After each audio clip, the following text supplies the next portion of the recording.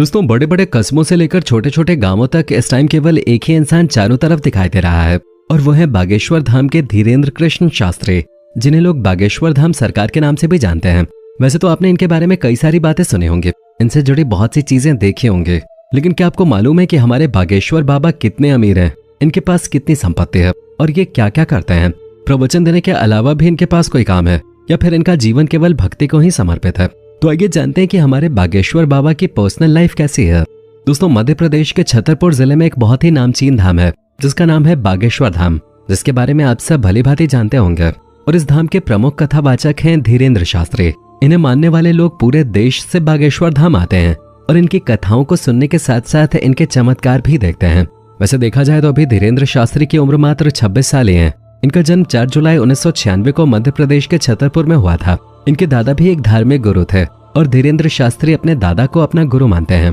लेकिन आज धीरेन्द्र शास्त्री जिस तरह दिखते हैं, पहले ये वैसे बिल्कुल भी नहीं थे, क्योंकि अगर हम इनके बचपन पे नजर डालें तो बहुत ही गरीबी में गुजरा है।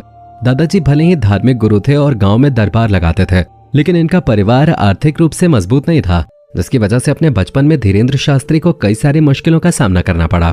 लेकिन अपने दादा की संगति में धीरेन्द्र शास्त्री ने कभी भी उन मुश्किलों की तरफ ध्यान नहीं दिया और बचपन से ही भक्ति और धार्मिक कार्यों में लगे रहे। जहां मात्र 12 साल की उम्र में धीरेन्द्र शास्त्री ने बालाजी भगवान यानी कि हनुमान जी की साधना करनी शुरू कर दी। और आज ये हाल है कि धीरेन्द्र शास्त्री खुद को हनुमान जी को सबसे बड़ा भक्त कहते हैं और उन्हीं की कृपा से उनके पास ऐसी शक्तियां हैं जिनकी बदौलत ये लोगों के मन की बात को समझ जाते हैं और उनकी परेशानियों का हल भी बताते हैं। यही वजह है कि धीरेन्द्र शास्त्री आज पूरे भारत में बहुत ही जाने माने कथावाचक हैं और बाबा के तौर पे जाने जाते हैं।